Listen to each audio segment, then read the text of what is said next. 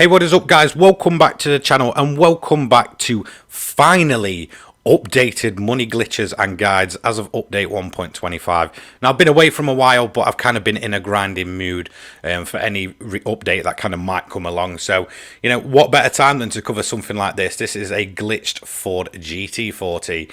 Now I got sent this on PSN, but I believe originally when I've done some research, it was actually a guy called Rocky5516 that this build comes from. So I'll leave him in the description down below. Go and give him some love. So yes, you can actually buy this car right now straight from the Legends dealer. It's a little bit pricey, it's 6.7 million. However, you can quite easily earn this back. No, this is not the fastest method in the world. However, it's definitely one of my favorites because let's be honest, the GT40 Mark 1 from 1966 is definitely one of the coolest cars within GT7 and is an absolute blast to drive. So let's get into the actual build. As you can see here, the livery I'm actually going to run for mine is this one here by Colosser. It's going to be a wide version. You are going to need a wide body for this car. Like I said, overall it's a bit of a pricey method, but you can easily earn that money back. So like I just said, make sure you do have the wide body installed. I already have one on mine, that's why it's not actually giving me the option to purchase.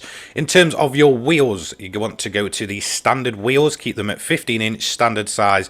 The rim width, again, keep them at standard. However, the offset you want to run as wide as possible. So go ahead, pop them on. In terms of custom parts at the front, you want to run Type A as your front bumper. At the side again is Type A. It just gives you that extra bit of aero and downforce to play with, and it's a Type B rear wing. Now let's get into the actual parts you're going to need to install. From Club Sports, you want to have bore up, high lift camshaft, high compression pistons, and then if we just scroll down to the bottom, it's going to be a power restrictor and a ballast. You know, like most builds, you kind of need to play around with them a bit. We've got a racing crankshaft, fully customizable computer, and a fully customizable LSD, as well as increased body rigidity from the semi-racing category. From racing, we are going to run stroke up, engine balance tuning, polished ports, supercharger, high-end torque, racing intercooler, racing air filter, racing silencer, racing exhaust manifold, racing brake pads, racing brake kit slotted. I don't think that makes a difference. We're going to run a brake balance controller, fully customizable suspension, racing clutch and flywheel, and racing hard tires. You also want to purchase the racing mediums as well. You won't need anything from Extreme. So in terms of the actual tune, make sure you are running racing hards to begin with. Do not put the mediums on it or completely glitch it and you cannot enter. Fully customizable suspension. The body height needs to be 75 for both.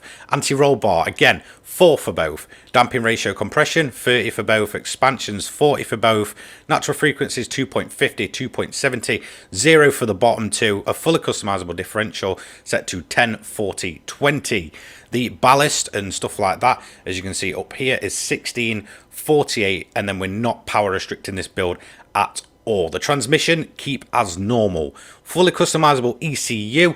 In terms of downforce, it's 150 at the front, 250 at the rear. Then we have the parts. So we've got the racing intercooler, supercharger high-end torque, racing air cleaner, racing silencer, racing exhaust manifold, racing slotted discs, racing brake pads. We do have the brake controller. You can kind of do that on the fly.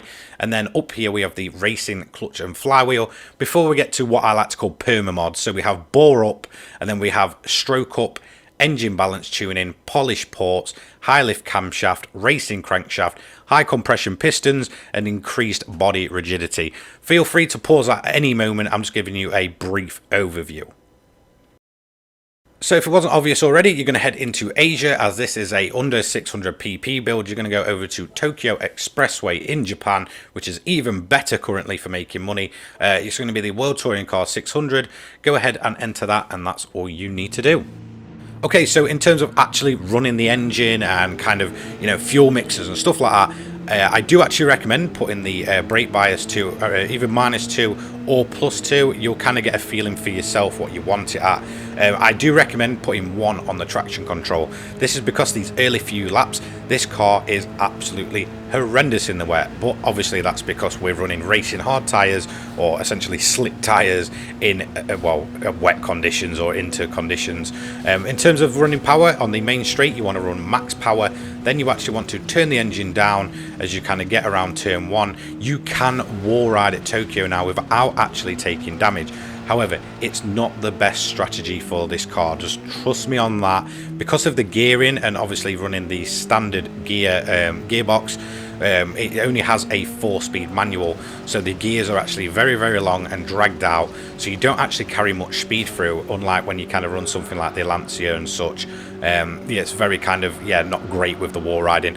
However, it is the most efficient way to kind of survive the first opening laps.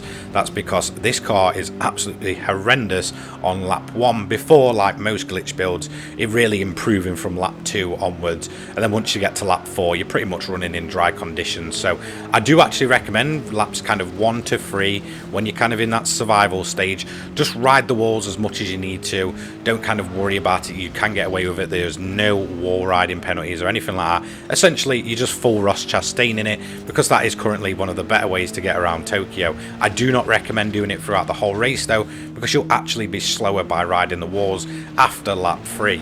So this car overall, it's not the fastest. However, this has become probably my favorite overall money method, purely because I'm actually finding use for a car I've spent a ton of money on, which is one of the things GT7 actually really lacks, is anywhere to actually use these very expensive legendary cars. So whilst yes, it costs you quite a bit to kind of get set up, probably into the 7 millions, it's actually, very enjoyable and very fun actually getting use out of a legend car, which, to be honest, apart from maybe like the Pikes Peak and such, you don't really get to use many of the legend cars. Most of them kind of sit in your garage. So something as old school and cool as the Ford GT40 actually being able to come out and play and be very much a glitch build is just a whole heap of fun. Like you can see though, as we've come out the final corner, I've boosted the engine back up before I'll turn it back down at the end of the straight. So as you can see, I'm going to take you through my 4th lap now. This is where it kind of changes up. This is where you want to go for the more of the kind of sprint method. Obviously you've survived the worst of the weather at this point, you've done your wall riding. Now this is how I recommend running the next few laps. Yes, you are going to still wall ride, but you are only going to wall ride on this first corner. After that, all you need to do is just, drive it normally. Obviously, we've turned the engine down, and as you can see, the grip is actually here for the car now. We've got the racing hard tyres working absolutely perfect. You're just going to hang around on these for another 4 laps before we make our one and only pit stop, before we can even, before we can go actually even quicker than we already are. Now, in terms of your lap times when you're on the hards, it's not great. Once you kind of swap onto those mediums, it's much better. No, you cannot start on the mediums. It actually causes the warning triangle, it basically saying that, look, that's glitch, you cannot do it, you cannot enter it, don't even think about it. So yes, sadly we do have to start on the racing hards. However, it does give you a bit more kind of life into the end of the race, and then essentially you just go full out sprint, lapping under 2 minutes after that on the medium tyre compound. So yeah, it's pretty crazy, the jump in performance from the racing hard tyres all the way to the racing mediums. It's a lot faster than expected, especially by the point you actually get on those medium tires. The track is going to be very much a lot drier than when you was kind of on at the beginning or kind of early stages of this race. So it does really just drop your times off massively, and really just shows this car very much has a decent 1 lap pace. So as you can see here, all we've done is actually, ride the wall on corner 1. Obviously, a lot of people are taking massive advantage of this at the minute, but it just doesn't work too well with this car. Something like the Lancia, which is insanely quick, will actually be able to ride the wall and keep its pace. With the Ford, it just doesn't work well at all, apart from corner 1. So yeah, that's our first proper dry lap done. You just want to continue as normal until about lap 8, which I'll show you now, because this is when we're going to make our one and only pit stop. We've got just enough amount of fuel to get us through, and that's the main reason we're pitting. In terms of its tyre life, it's actually not bad at all, but we are able to now swap onto the faster tyre. For some reason it doesn't let you enter on the mediums, but once you're in there, it does let you just go onto the compound compound, and obviously you're able to set much faster lap times. In terms of the life of the medium, it's not great, especially in comparison to the hard tyres, so no, it's not really viable to do a lap 1 pit and then just kind of go on the mediums for the rest of the race. They'll just drop off far too quick. In terms of filling the car, I put around about 5 laps in. It's a bit much, but this actually allows me to turn the engine fully up for that final lap. So from now, you're just going to carry on as you were. However, you should have enough fuel to be able to essentially boost the engine right up for that final lap.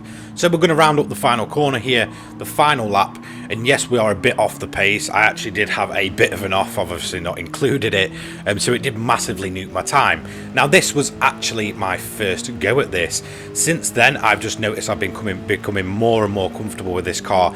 I'd say it almost feels like the Alpine, but with a bit more weight. It's not as agile, but still, it's a Ford GT40 that's able to run in this event, which is just absolutely awesome. It's one of the most iconic vehicles ever made, and we're finally getting use out of those legendary cars that most of them have just been sat around for, you know, months at this point. So yes, while this was my opening run and probably not the best at all, we did actually do a 25:59.488 with a big spin halfway through. Luckily penalties are off now, so you know, that's nothing to really worry about. We did a fastest lap of a 1:59.818.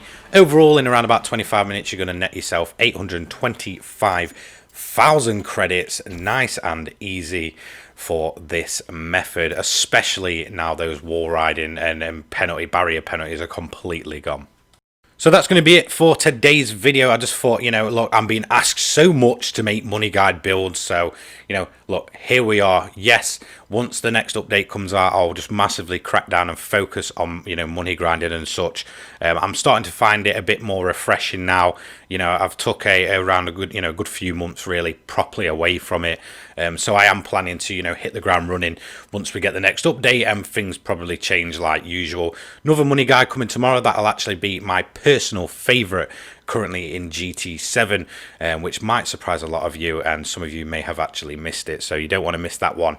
So don't forget to like, comment, subscribe, turn those notifications on so you don't miss an upload from myself. Check my Discord and my Twitter out in the description down below. Go and check out Rocky, and I'll see you all in the next one. Take care, guys. Peace.